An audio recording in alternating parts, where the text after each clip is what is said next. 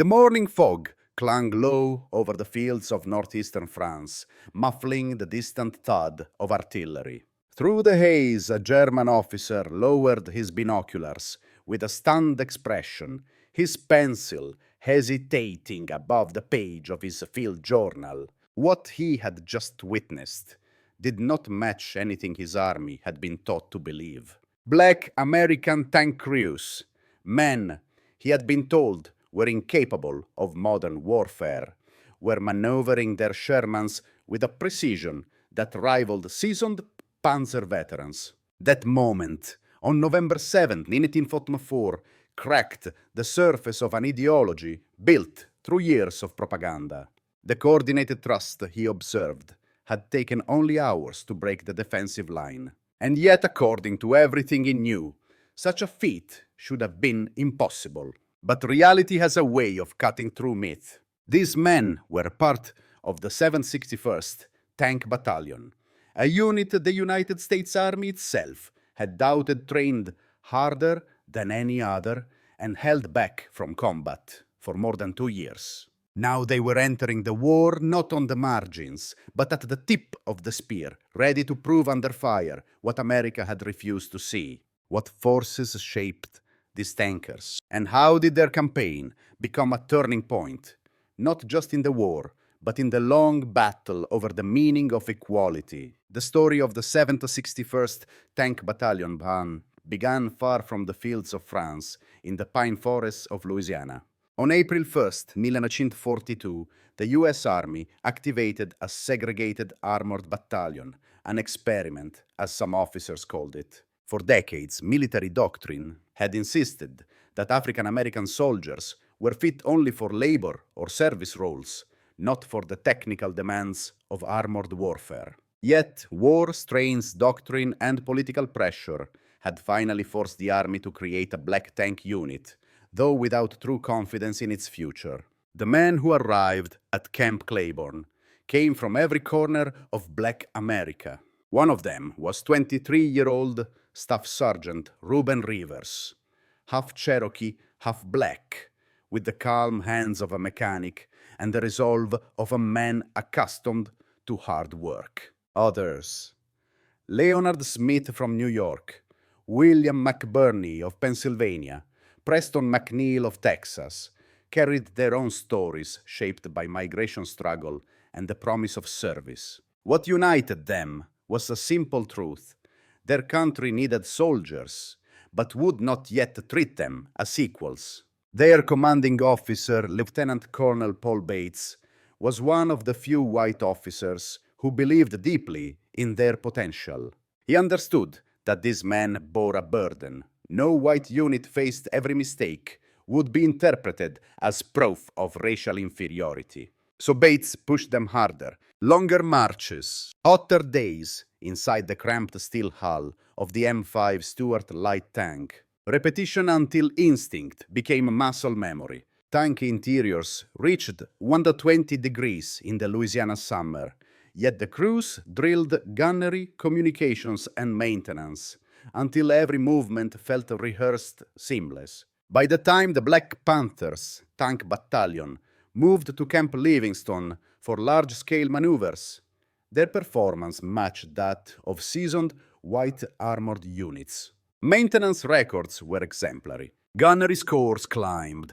Tactical evaluations praised their discipline. But deployment orders never came. One unit after another shipped overseas white units bound for North Africa, Italy, and France, while the 761st remained stateside, cycling endlessly through training exercises. The message was unmistakable. The army was willing to teach black men how to fight, but reluctant to let them prove it. Their transfer to Fort Hood in 1943 deepened the paradox. There, the men finally received combat-capable M4 Sherman tanks, the machines that would define their war. Heavier, more complex, more powerful than the Stuarts, they required new skills and new coordination. The men embraced the challenge, mastering the tank that would carry them across Europe. But beyond the motor pool lay Jim Crow, off-base segregated restaurants, hostile stares, police harassment. On base, separate barracks, separate services, even separate movie showings. The contradiction grew unbearable. They were being trained to fight fascism abroad, while living under discrimination at home. Then came the incident that crystallized everything. In July 1944, Second Lieutenant Jackie Robinson refused to move to the back of a bus on base. His court-martial and reassignment reminded every soldier in the battalion of the line America still refused to cross. Yet in the summer of 1944, as casualties mounted overseas and armored units grew thin, the army finally reached a breaking point. Deployment orders arrived. The African-American tankers in World War II would cross the Atlantic at last, carrying not just weapons and gear, but the weight of expectations, both from those who doubted them and from those who hoped they would change the future. The 761st Tank Battalion entered combat on November 7, 1944, with a mission that would have tested even veteran units. Their first objective was the fortified town of Morville-les-Vicq, a crossroads the Germans had held against repeated American attacks. At dawn, the narrow streets funneled the Shermans' forward steel treads, grinding against the stone, as Captain John Long led B Company into the fight. Sergeant Roy King's tank moved first. It didn't get far. A German soldier, armed with a Panzerfaust, stepped from a doorway and fired at point-blank range. The explosion crippled the Sherman and wounded 2 crewmen. Smoke poured from the hull. German infantry surged toward the immobilized tank. Yet King and his men refused to abandon their position. They pulled the wounded to cover, returned fire with whatever weapons still worked, and killed the Panzerfaust gunner, along with the crew of an anti-tank gun down the street. Their resolve cracked open the path for the rest of the company. On the southern edge of town, Staff Sergeant Reuben Rivers faced a different obstacle, a German roadblock rigged with mines, holding the infantry in place under mortar fire. Without waiting for orders, Rivers climbed down from his Sherman, attached a tow cable under direct fire, and dragged the barricade clear.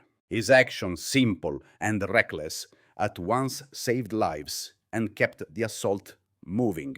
By nightfall, Morville-les-Vicq fell. For the first time, the Germans confronted the reality of the Black Panthers, Tank Battalion, precise, coordinated, and unshakable.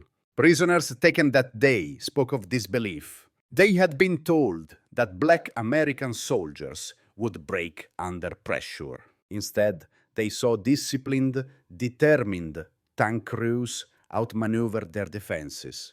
The days that followed carved the battalion's reputation in steel. At Vic-sur-Seille, the African-American tankers in World War II advanced through open fields swept by German anti-tank guns. Working in tight formation with infantry, they used smoke to blind enemy gunners, then rolled forward in measured bursts of fire that shattered the line. At Chateau Salins, they fought block by block, reducing stone buildings turned into strong points. It took 4 hours of grinding combat, but they seized the town, another stronghold that had withstood earlier attacks.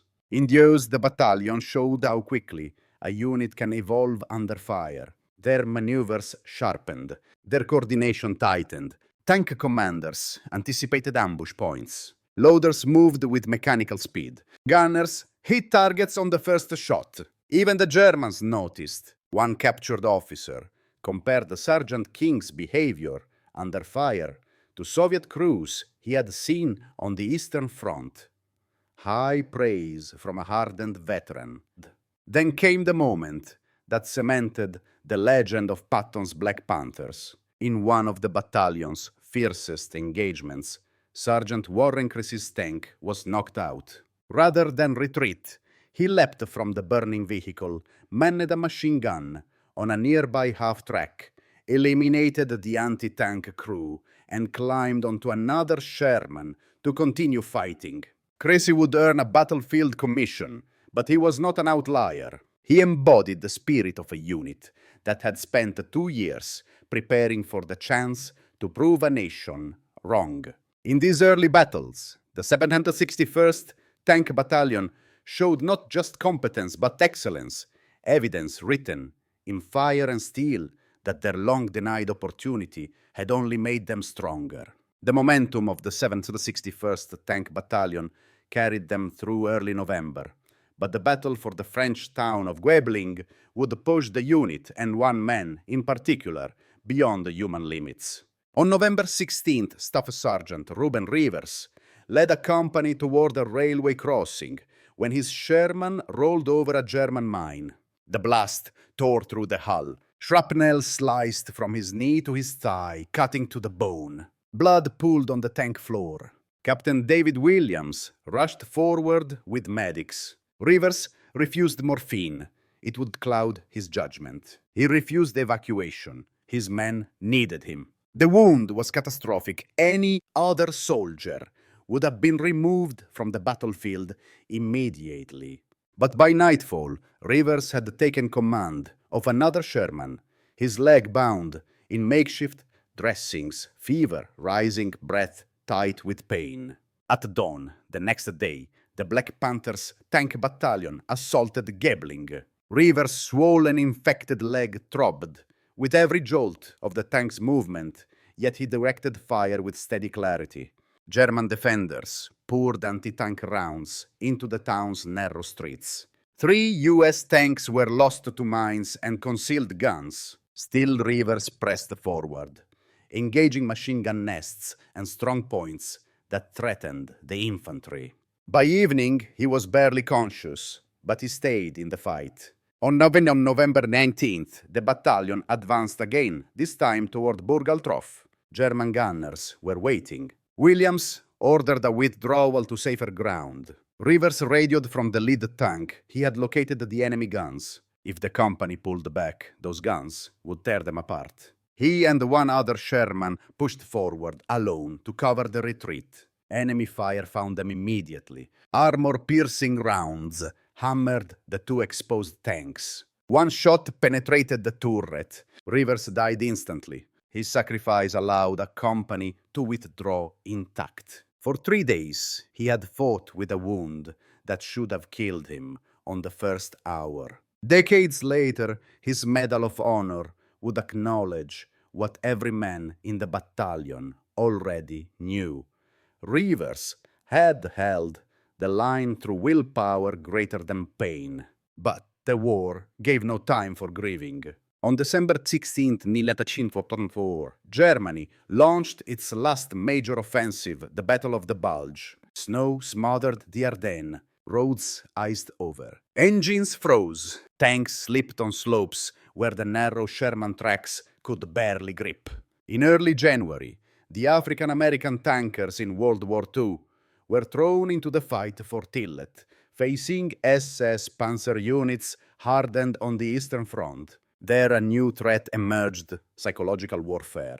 Axis Sally's broadcasts targeted the battalion, directly telling them this was a white man's war, urging them to abandon their tanks. The propaganda misjudged its audience. Tank Commander Frank Cochran radioed back through the chaos.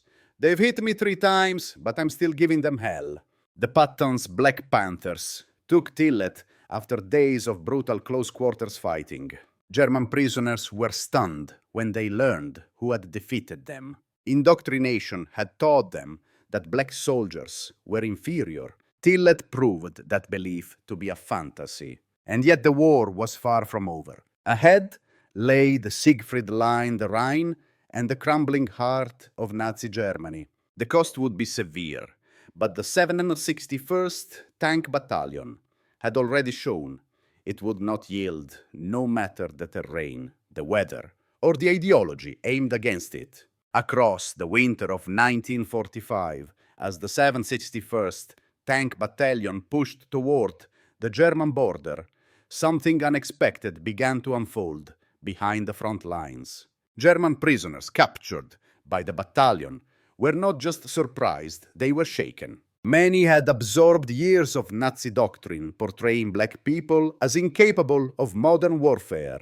But the men who captured them were disciplined, professional tankers who fought with precision. Their very existence contradicted the core of Hitler's racial ideology. Some prisoners later testified that their first moment of doubt, their first crack in the wall of propaganda, came when they realized they had been defeated by the Black Panthers' Tank Battalion. If the Reich had lied about these soldiers, what else had it lied about? In that sense, the battalion's advance across Germany became more than a military operation. It was a demolition of an entire worldview, carried out not with leaflets or speeches, but with steel threads rolling over the borders of a collapsing regime.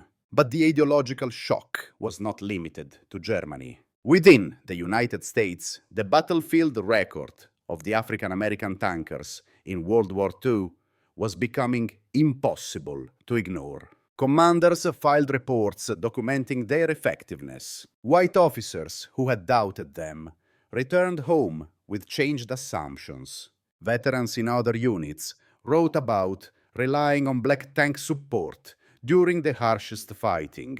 Bit by bit, the myth of racial inferiority began to erode, not because of politics, but because the evidence was undeniable.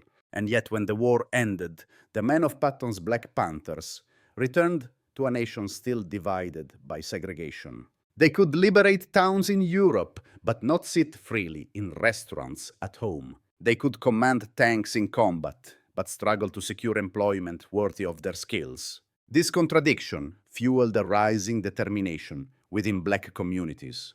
Thousands of returning veterans carried a simple message into the post-war world.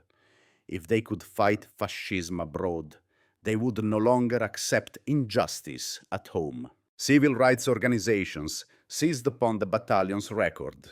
Newspapers published their citations, alongside stories of discrimination. Veterans testified before Congress, their words carrying the weight of lived experience. Their service and the service of other black units provided the empirical foundation for President Truman's Executive Order 9981, mandating the desegregation of the U.S. Armed Forces.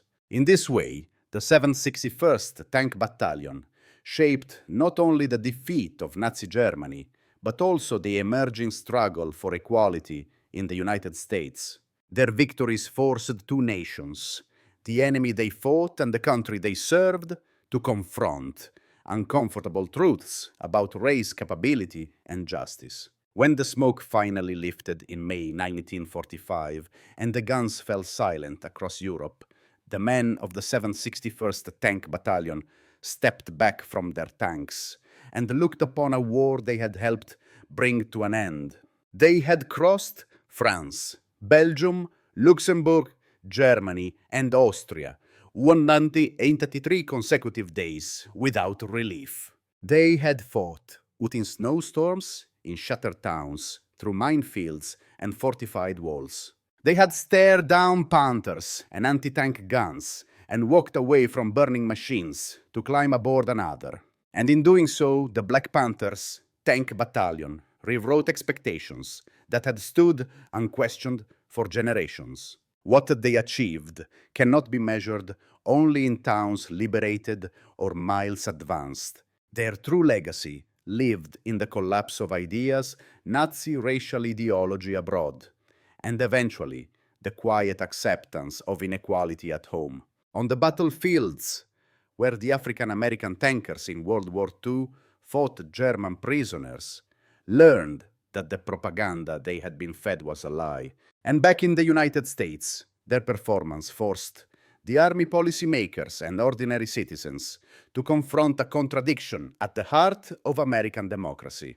These men had worn the uniform-operated 30-ton machines with discipline and precision, and faced death with the same steadiness as any soldiers in the world. They had proven through action that courage has no color, that skill arises from training and character, not complexion, and that leadership is born in the choices made when the shells are falling and the way forward is obscured by smoke. For many of Patton's Black Panthers, the battle did not end with VE Day. They returned home to communities that still carried the weight of segregation. Yet their resolve did not fade. They became teachers, officers, engineers, business owners, and community leaders. They built futures their country had once tried to deny them. Their service and their sacrifice became part of the foundation for a new chapter in American civil rights. Even now, the story of the Black Tankers' Battle of the Bulge and their long march across Europe invites reflection. What does their journey tell us about the cost of freedom, about the danger of assumptions, about the meaning of equality when tested under fire? As we remember the men of the 761st Tank Battalion, perhaps the question is not simply what they accomplished, but what we choose to carry forward from their example. What do you believe is the most important lesson their story lives for us today? If you value deep explorations of military history and the lives shaped by it, consider joining us for future chapters in this ongoing story.